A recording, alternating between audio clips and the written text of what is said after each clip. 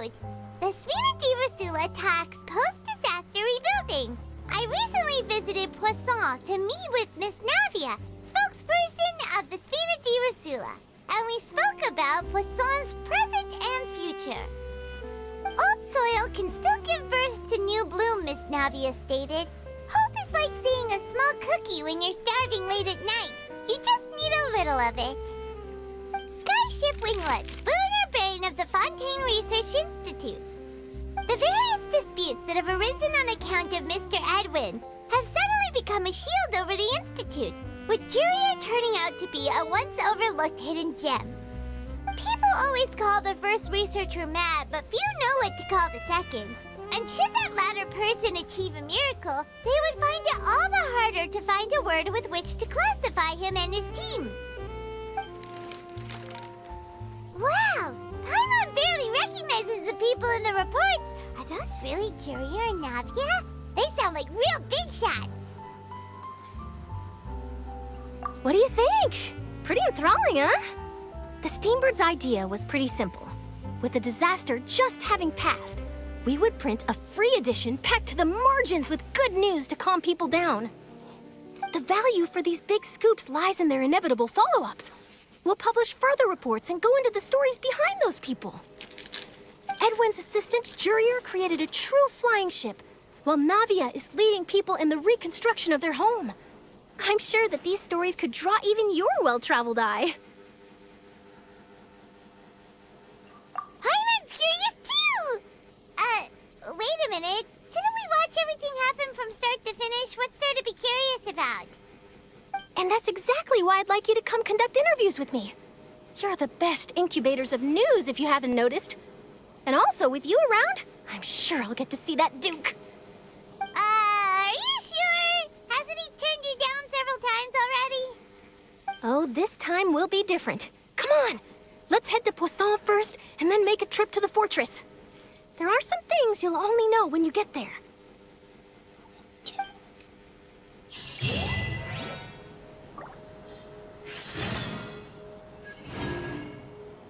It's not about the money, it's about the principle. Fine, if you can't afford it, then just give me the photo back.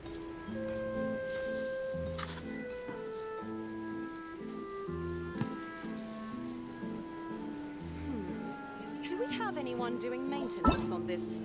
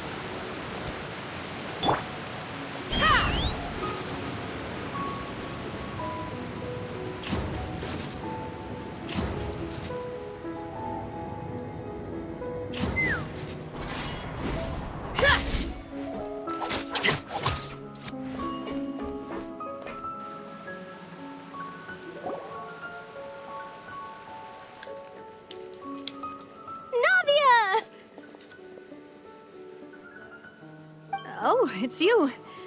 What brings you all here? Hey, we're just having a look around. I'm here to update myself on how things are going here. Oh, the Fatui are here too! Let me introduce you.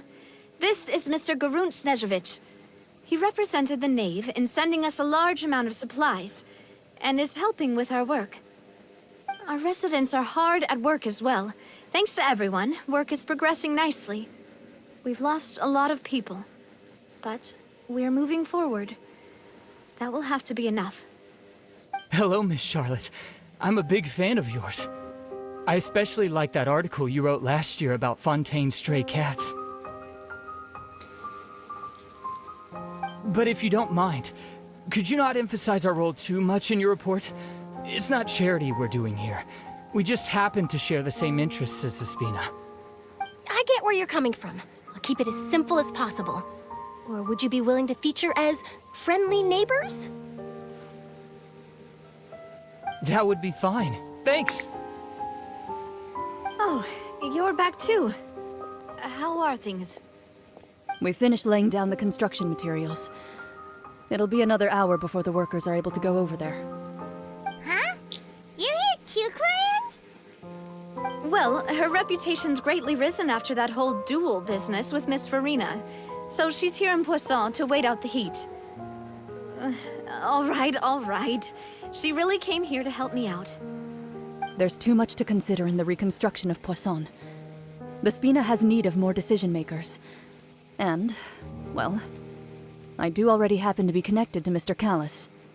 Oh, wait just a moment. Do you mind me asking a few questions? You know, about how you felt before the duel, about what it was like facing down a god. There's lots of exciting material there, I bet. Forget it. I'm sure you can find a better theme than that, Miss Charlotte.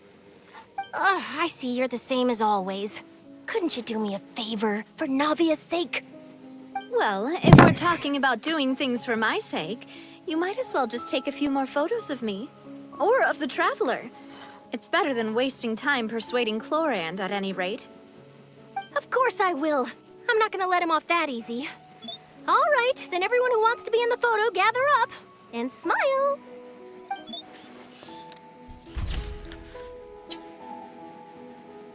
How did it go? Was it a good shot? Did Paimon look cute in it? Not bad. Your addition really helped the composition of the picture. All right, hang on a moment. Let me snap a few more shots.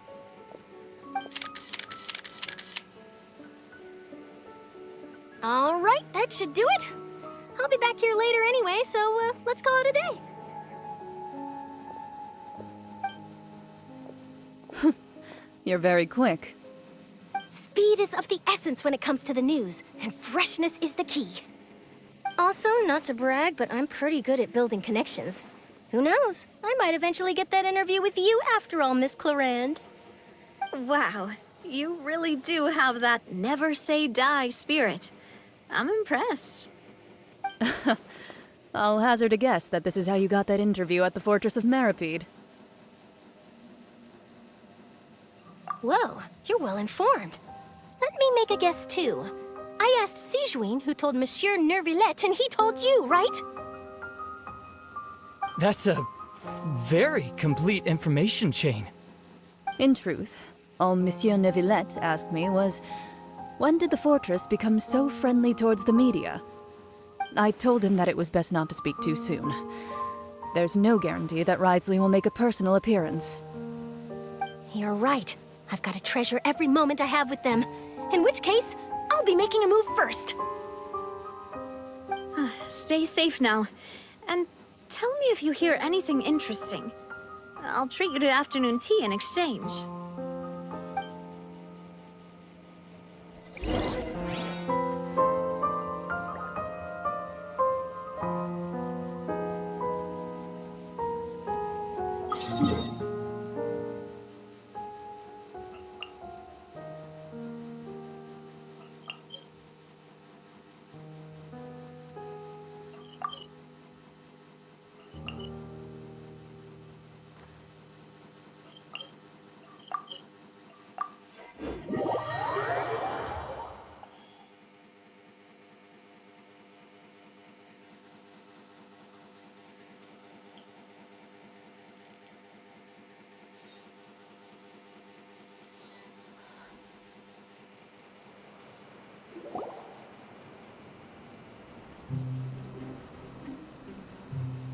Wow, guess we're here again, huh?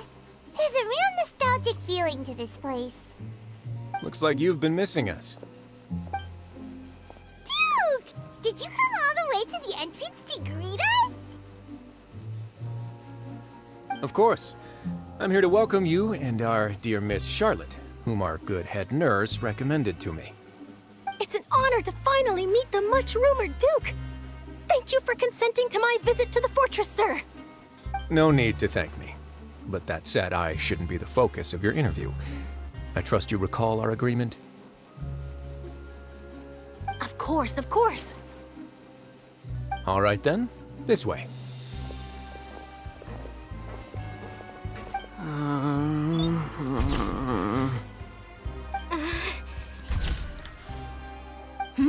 Hey, no need to be so nervous. I've already taken all the photos we need. Miss Charlotte, do these pictures really need to be published on the cover of the Steambird?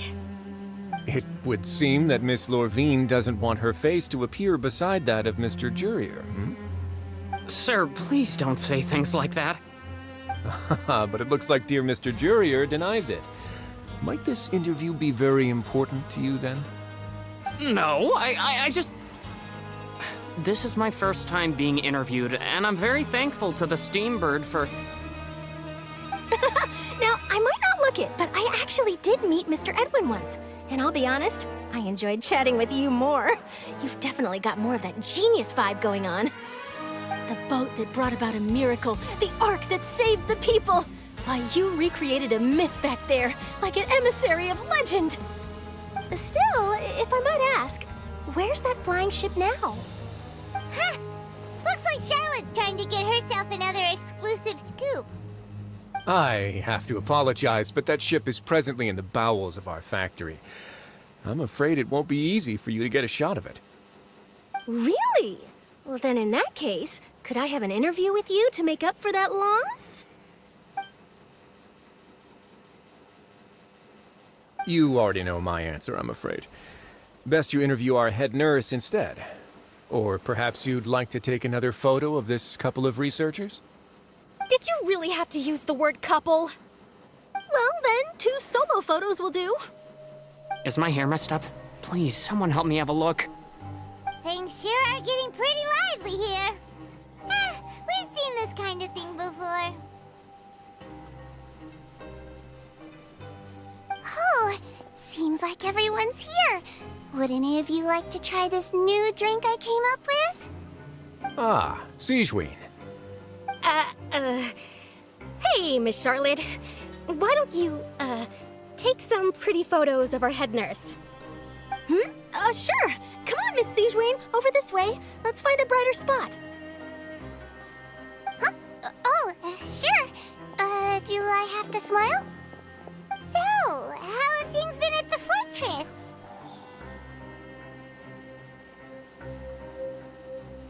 Same old, as you can see. Fontaine's undergone some changes, but this place is still more or less the same. Other than that flying ship, it got a tad too much attention, I think. That's why I decided to let the interview go through. We should direct more public opinions toward the behind-the-scenes heroes. Am I right, Mr. Jurier? Miss Lorvine? You're too kind, sir. I believe that you too should have your day in the sun. Not that you would want that, which is a pity. I'll just leave the spotlight to you two.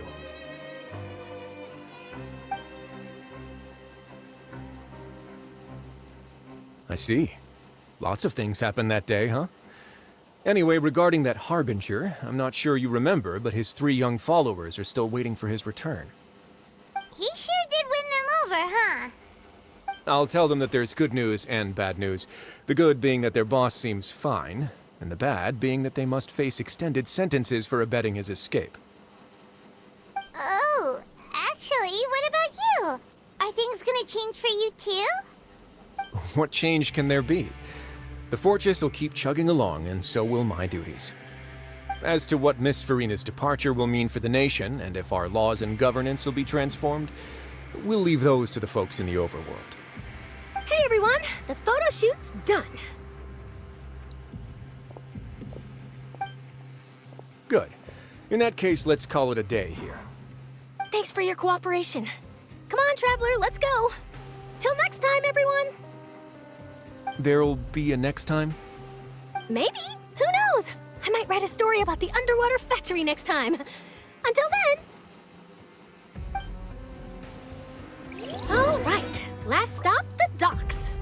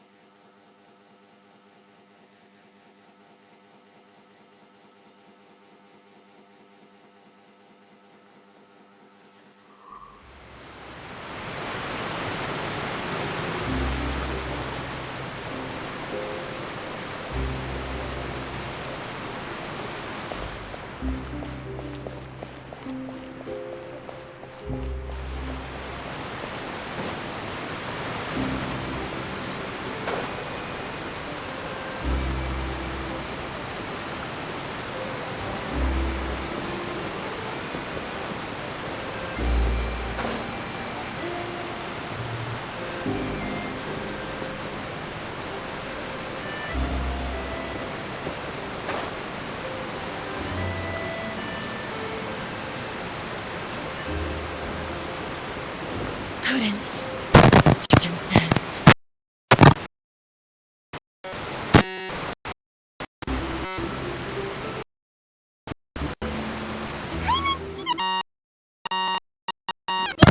Here! How did you Not mentioned that stayed in touch with Lenny and the others after working together.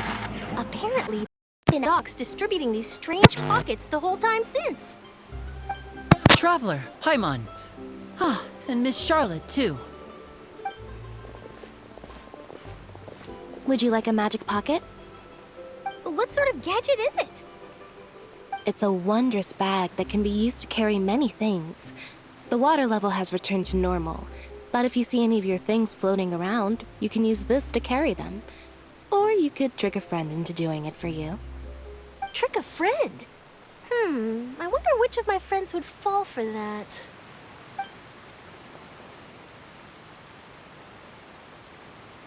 You could just make a friend like Fremine here. Isn't that right, Fremine? Is this what you meant by, I'll help you make some more friends? To be honest, that sounds pretty sweet. Could I have your contact, please? Sure. Please, write down my address. Lynette sure is working hard to help Fremine socialize. He was the one who proposed doing this. He even wants to assist in our magic shows. Yes, I was planning to first introduce Pear as an assistant, and later Fremine himself. In the future, I think we can leave underwater escape magic to him too. That said, would anyone want to see a diver escape underwater? Oh, it'll work out. Every journey begins with the first step. He'll become a part of our show eventually. Lynette, could you come over? Miss Charlotte says she wants to take a picture of us. Got it. My, that Charlotte is rather perceptive.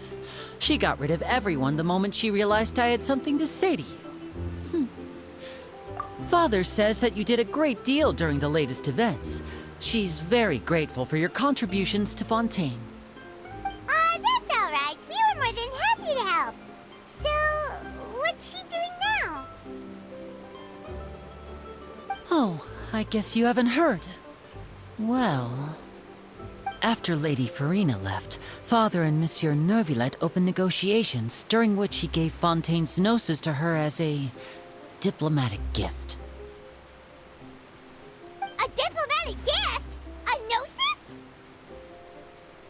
Yes, I was quite surprised at first myself.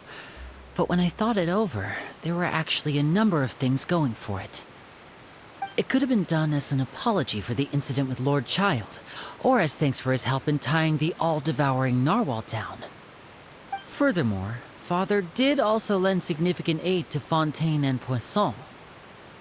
Well, that's true, but this is a gnosis we're talking about. Doesn't this seem a bit irresponsible? I would agree, but I've also heard that it seems that Monsieur Neuvillette has had a significant change of heart regarding the matter. So there's some reason for this that only Nervalet knows about? I suspect you'll have to ask him about that yourself. Ah, yes, speaking of which, I did see him strolling around the entrance to the Fortress of Meripede a while back. Isn't he real busy and stuff? Paimon didn't think he'd have the time for that. But back to the topic. The Gnosis was given to the knave, right? What about Child? They say that he's returned to Snezhnaya to recover from his wounds. I hear that the recent disaster really did a number on his health. That's true. When you think about it, we've had loads of run-ins with the Fatui. To think we'd be allied with them this time. So shocked by such a simple switching of sides?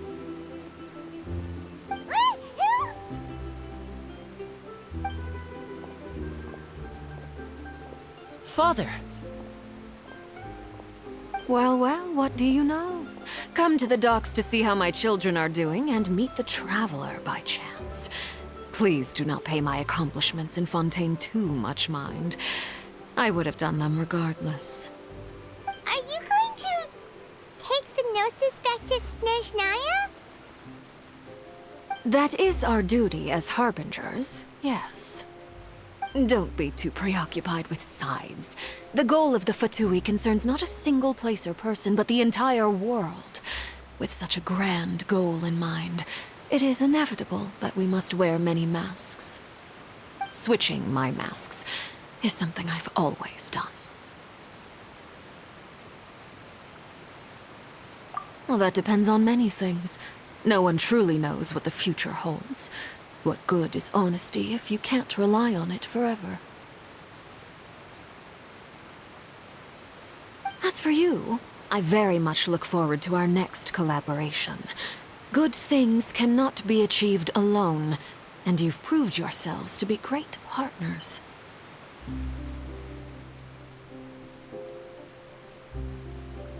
A vision? All right. I'll remember to return it. Thank you for keeping it safe for him this entire time.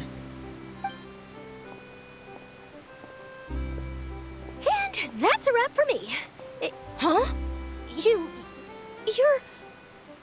Greetings, Miss Journalist. Hello. If I'm not mistaken, there are diplomatic channels I'll need to report to take a photo of you. That is correct. So forgive me, but I will not be able to serve as a subject in your article. However, feel free to write as much as you'd like about our dear magicians and our upcoming rookie talent. I will. The sea breeze is quite pleasant. I shall continue my walk while the weather remains so agreeable. Farewell. Farewell, Father. Oh, she has such an intimidating presence. I didn't even dare to take a picture. Thankfully, I've already wrapped up all my pre-scheduled interviews. Thank you all. This'll be more than enough for me to write about, I'm sure. Don't be too nervous. Why don't you take a magic pocket before you go? Here, Traveler, Paimon, you take one too. To move things about? That's right. Funny. I was giving out magic pockets when we first met too. And what do you know? I'm doing the exact same thing right now. So many things have happened, but the pockets are still the pockets. I guess this must be life. We will all follow our own paths, and serendipity will lead you to your fated friends. All right then. We'll be handing out pockets in some other districts later, so we'll get going now. Have a good day, you two. Well, guess we sent Charlotte out. Shall we go see what Neverlette's doing? As long as he's not so busy that he doesn't have time to chat anyway.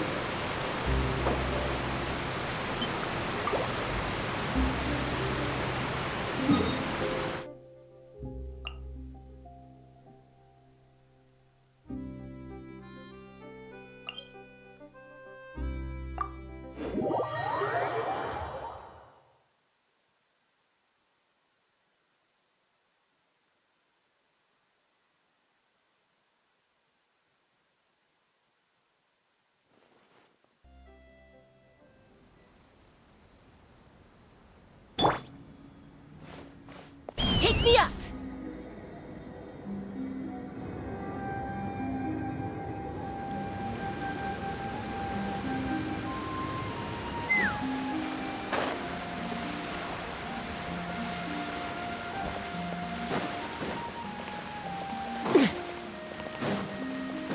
Let's fly!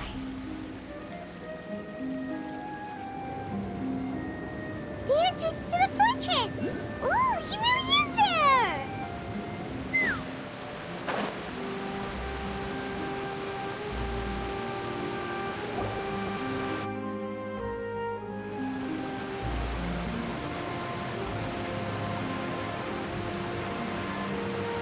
So, you really are here, Neuvillette! Paimon didn't think you were going to have free time this hour of the day. Really? Oh, I suppose you must have met Mr. Linney. He took the time to greet me earlier when he passed this way. In any case, you came at a good time. I was just considering reaching out to you to set up a meeting, so I may explain some things that I haven't had the time to before. Aw, Paimon's glad that you remembered. Thank you for keeping us on your mind, what with you being busy and all. Alright, let's have it then. How was Fontaine actually saved? The whole business is still quite the mystery to us. It is strange how words can often leave a bitter taste in the mouth when it finally comes time to say them out loud.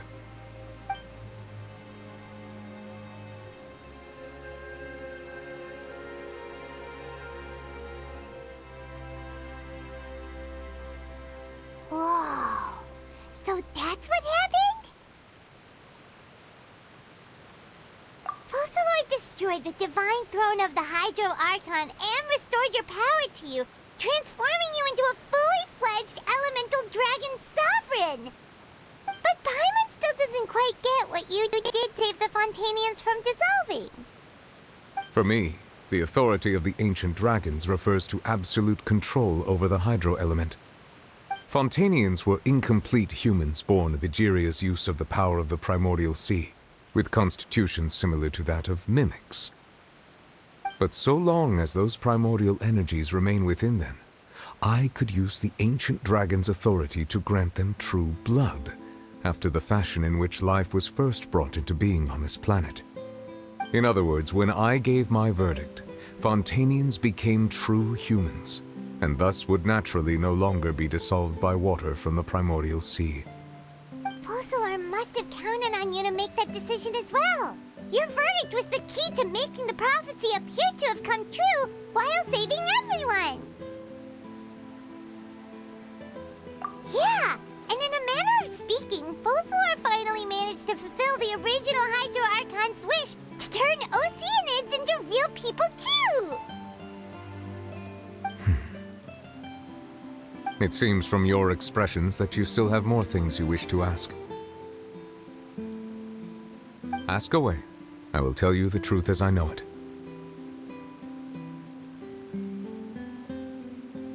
I have investigated his case along many avenues, and I have learned that he once fell into an unknown chasm when he was young. There, by chance, he awakened the all-devouring narwhal. But whether it be by sentiment or reason, that should not have been enough to consider him the root cause of the disaster. At most, he would have had tangential liability. As for the judgment passed by the oratrice during the trial, whether it was due to that liability by association or Focalor deliberately using him to buy time for us on the assumption that he would be able to hold the creature off, I cannot say. Guess Focalor had Fontainians in mind the whole time. In the end, it was thanks to her that they finally became real humans. Hang on a second. Paimon suddenly got another question. Back when Fontainians hadn't yet become real humans, were the children they had also transformed Oceanids? Life has always flowed like water. Do you recall how Fontainians would often come to the Fountain of Lucine to pray for children? Yeah, Lynette said the fountain is where all the waters in Fontaine converge. In truth, even those couples did not know that such prayers were no mere custom, but instead a form of ritual. Those Oceanids who were blessed within the spring water would later descend as new humans in the coming months. Paimon sorta gets it now. Either ritual won't be of any further use, but it'll probably live on as a local custom. Ask away. I will tell you the truth as I know it.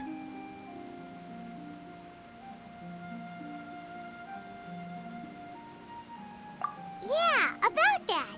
Risley said Farina has already left. What's that all about? Ah, Lady Farina.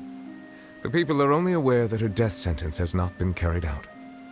She abdicated the post of Hydro Archon and left affairs related to that title to me, before leaving the Opera House. I related Focalor's words to her faithfully and completely. After hearing them, she seemed neither saddened nor comforted. She simply said that she was tired and needed to rest. Having said that, she then packed her things and moved out of the Opera House, not unlike how an ordinary person might. But she's still got a place to stay, right? You need not worry. I will make arrangements to ensure that she will not want for food, clothing, board, or travel. In truth, I am somewhat happy for her. The wear and tear on her spirit will, of course, take time to heal. But now that she no longer has to play the role of Focalor the Hydro Archon, she can finally lay down her burdens and lead a normal life. What about you then? What are your plans now that you've regained your full power as the Hydro Dragon? After Focalor passed on, the Oratrice also ceased to function. This matter will directly affect our trials. After much careful consideration, I've decided to take over its role in our courts. From now on, I shall hear cases and pass verdicts by myself. Looks like you're still considering stuff from the perspective of the Udex, huh? As an elemental dragon, there are indeed many things that I must do. But this power and this duty, in a manner of speaking, you could say that both were granted to me. As such, before I attend to my other responsibilities, I must first and foremost continue to serve Fontaine as its highest judge. The duty of the Hydro Sovereign and the duty of the Udex shall coexist within my person. Additionally, the Hydro Archon's departure has brought about another problem, which is that the Opera House shall no longer produce indemnitium. That's true. That power was derived from the people's faith in the Hydro Archon, wasn't it? Wait, but the various mechs and machines in the city are all still okay. Where are they getting their energy from? As I am now, I have full command over New Musia, and it can serve as a complete substitute. Another reason why I cannot quite leave Fontaine immediately. Wow. This ancient dragon's authority stuff is really quite useful, huh? Ask away. I will tell you the truth as I know it. Oh, that's right! They say you've given it to the knave as a diplomat gift or something! Leaving aside their intentionality, the two Fatui Harbingers have indeed done much for us during this crisis.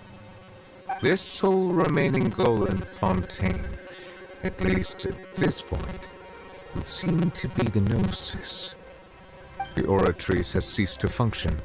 The Hydro Archon's divine throne is now no more, and I do not need the Gnosis's power. As such, it has lost all meaning for Fontaine. If the Fatui have impure designs, then we might as well accede to their request now, and avoid unnecessary conflict. What complicated considerations.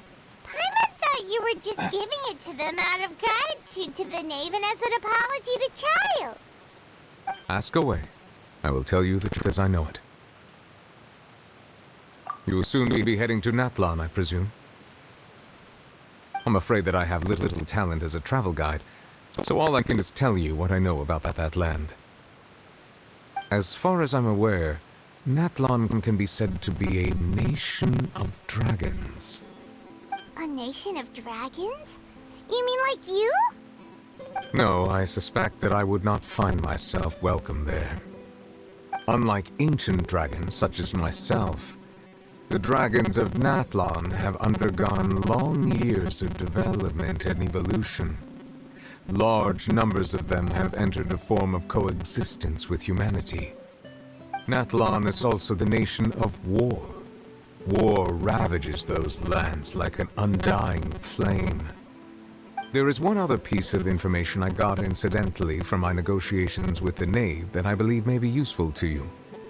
The harbinger known as the Captain has thrown his hat into the endless ring of war. The Captain.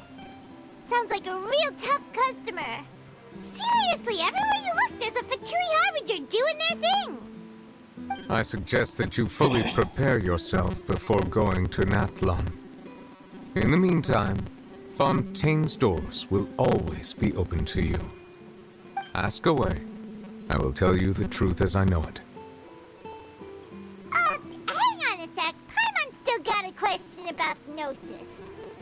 When we spoke to Linny earlier, he mentioned that your attitude towards giving away the Gnosis had clearly changed.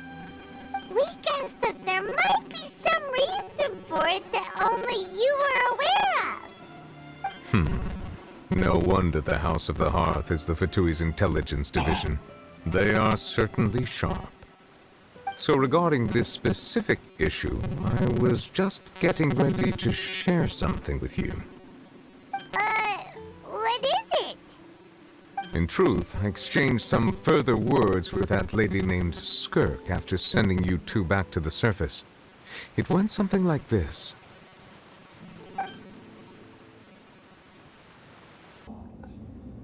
Well, we're going to head topside to see what's going on. You hurry over soon as well, all right, Nervalet? What next? The all-devouring narwhal isn't here, so I'm no longer getting any interference. I can finally catch the scent of your power, what it's made of. It is the authority of the planet's primordial dragons, but with something very similar to a god's curse mixed in. It's quite a novel blend. I'm sure I've encountered something like this before. What was it again? I do not know what you speak of. Of course. How could I forget? You should have the remains of the third descender on your person, yes? Remains? I've never heard of any such thing. According to your parlance, I believe it may be called a gnosis. Well, that much is true. After Focalor's divinity faded, she handed her gnosis to me. But I fear I have never heard of it described in the manner that you just did. I've been training with my master, the Foul, ever since I was young, and I have never returned to the surface since. So most of the information I possess, I got from him. It is only natural for those who are greater than humanity to possess a different sort of common sense, which is why there are so many problems in our attempts to communicate with humans. Regardless, you should probably get rid of objects of misfortune to prevent any disasters from befalling you. To live in itself is a blessing, but once a person dies, the bonds he once had with this world shall all turn to curses. What do you mean by that? No need to fret. These are just my personal thoughts, and my reason for no longer wishing to return to the surface. This third descender you refer to, who are they? And when did they die? Master never mentioned them to me. Perhaps it just wasn't that important for me to know. If you're interested, though, I could ask him. I'll be sure to pass the answer on to you next time. Next time? You believe we will meet again? I do. Wait. I have a disciple of my own, don't I? He can be the messenger then.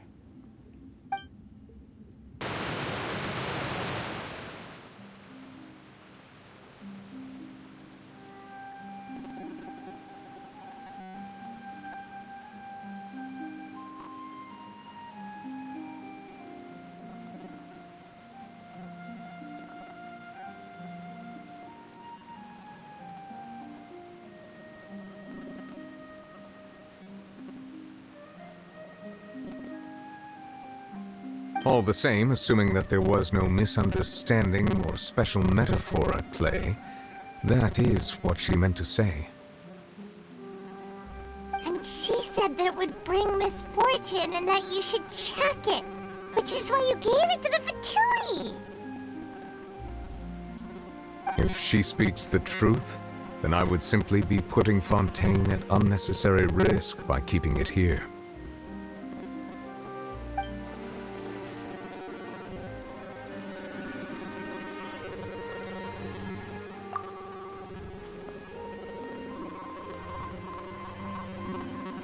I guess that you might already be familiar with this concept, but I did not expect you to be one of them. That means that the Gnosis, which are exceedingly element compatible and can even enhance elemental abilities, do indeed come from the third descender. I wonder, does your body also possess similar properties? Like being able to use elemental powers without a vision. That does sort of count as special compatibility, right? No, let's not think about this stuff right now. It just feels creepy. Comparing the Traveler to the dead third descender and all. That's what you say, but this topic still feels like bad luck. Once Child recovers, let's get some more answers out of him. Or go look for his master and get the answers that way. I too believe it unwise to make too many blind guesses when information is lacking. The same is true of being at court. Alright. Whatever the case, it seems like the crisis here in Fontaine's over for now. Yes. All of Focalor's efforts were for this moment as well. But she sacrificed herself in the end as a god, and she suffered through all those years as a human. Was that really what she wanted? I suppose that would be the mystery of a god's will. I suspect not. But once in a while, I too would guess that if wishes were like the clouds in the sky, they will one day return to the earth as raindrops. Life flows like water, and rain is the final answer. The water, and what ultimately is the difference between the rains that fall upon all of us?